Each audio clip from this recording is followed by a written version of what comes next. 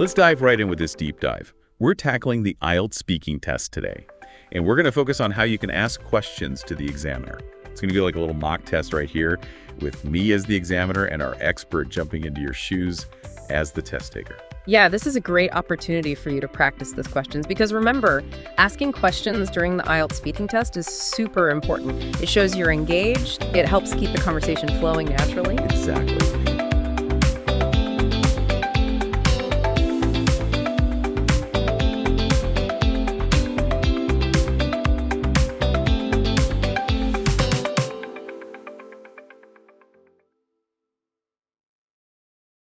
So let's get started with part 1. This is the introduction and interview section. First question, do you enjoy working as part of a team or do you prefer working alone? I really enjoy working in a team.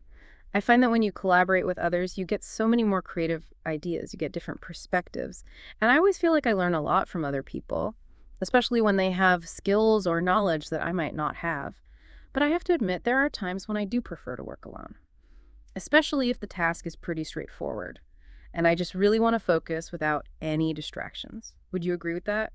Okay, interesting. I'm curious. In your experience, what kinds of tasks do you think are best suited for solo work? That makes a lot of sense. So for you, it's more about the nature of the task itself rather than just a personal preference for working alone. Second question, can you describe a situation where you worked in a team to achieve something? Yeah, definitely. So during my university studies, I had to work with a group of classmates on this research project. We each took responsibility for a specific part of the project, like collecting data, analyzing it, and stuff like that. And we had these regular meetings to talk about our progress. We ran into a few challenges along the way, as you can imagine, but working together really helped us solve those problems more efficiently.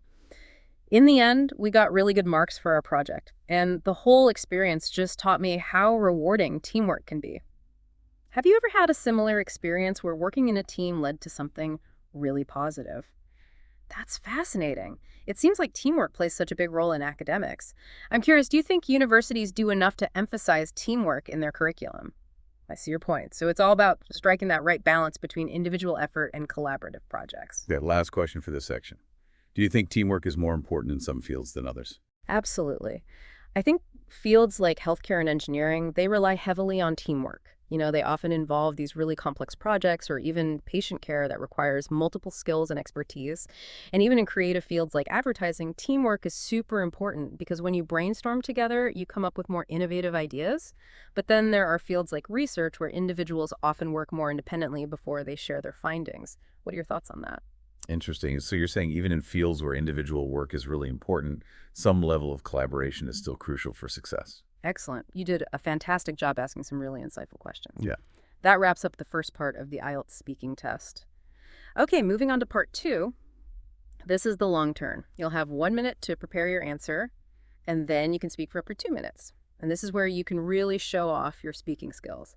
Talk about a topic you're given fluently, coherently. Oh, and don't forget, after you finish speaking, you'll have the chance to ask the examiner a question. So while you're preparing, just think about what aspects of the topic you find most interesting and how you might engage the examiner in a short discussion afterwards. Here's the topic. Describe a sport that you enjoy watching or playing. You should say what the sport is and how it's played, why you enjoy watching or playing it, who you usually watch or play it with, and explain what you find interesting about this sport. Take a minute to think about your answer. All right, I think I'm ready. So the sport I enjoy most is basketball. It's a fast-paced game. It's played between 2 teams, 5 players on the court for each team. And the goal is to score more points than the other team by shooting the ball into their basket.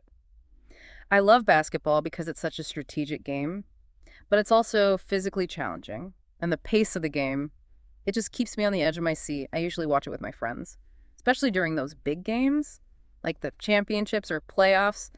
I'm just fascinated by how the players work together. They coordinate their passes, they come up with these incredible plays. Watching skilled players like LeBron James or Stephen Curry, it's so exciting. They have such precision and athleticism.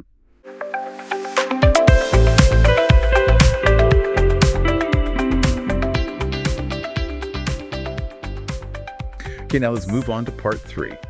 This is the discussion section, where we'll talk about some broader themes related to what we've been talking about. And for this part, we're going to discuss accommodations. Remember, this section is all about showing how well you can express your opinions and analyze ideas. Oh, And don't forget to ask questions. It's a great way to engage with the examiner. First question, what types of accommodations are most popular in your country? Well, in my country, the most common types of accommodations are apartments and family houses.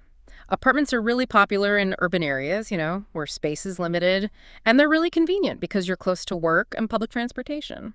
In rural areas, single-family houses are more common because people want more space and privacy. We've also seen a recent increase in people choosing shared accommodations, like co-living spaces, because rent prices are going up. What about where you live? What kinds of accommodations are common there? That's interesting. It seems like the types of accommodations people prefer really depend on where they live and their lifestyle. What do you think about this trend of co-living spaces? Do you think it's a positive development? I see your point. So co-living has its pros and cons, and it's important to consider both sides. All right, next question. How have accommodations changed over the years? I think over the years, accommodations have become more modern and compact. A lot of new buildings are being designed with eco-friendly features now, like solar panels and energy-efficient appliances, to reduce their environmental impact. And interiors have become more minimalistic with open-plan designs, which make smaller spaces feel bigger. In cities, we're also seeing more and more high-rise apartment complexes because urban areas are becoming more crowded and affordable housing is a growing concern. Have you noticed any similar trends in your area? It's fascinating how these changes reflect broader changes in society, like the shift towards sustainability and using space more efficiently. Do you think these trends will continue into the future? That's an interesting perspective. It seems like the future of accommodations is going to be about finding a balance between sustainability, affordability, and what individuals want and need. Okay, last question. What type of accommodation would you prefer in the future? In the future, I would love to live in a house with a small garden. I really enjoy being in nature. So having my own little outdoor space where I could relax and maybe do some gardening would be amazing. Plus, I think a house offers more privacy and freedom than an apartment. But I would still want to live close enough to a city so I could easily get to work and enjoy all the things cities have to offer. What about you? What's your ideal accommodation for the future? That sounds lovely. It seems like a lot of people dream of having a peaceful place to escape to, but still want to be close to the action. Well, that brings us to the end of our mock IELTS speaking test. Remember, practice makes perfect. The more you practice, the more confident and prepared you'll feel on exam day. Exactly. And don't underestimate the power of asking questions. It shows you're engaged in the conversation. And it can even help you guide the conversation in the direction you're comfortable with. We hope this deep dive has given you a better understanding of the IELTS speaking test, and that you've gotten some good practice out of it. The key takeaways are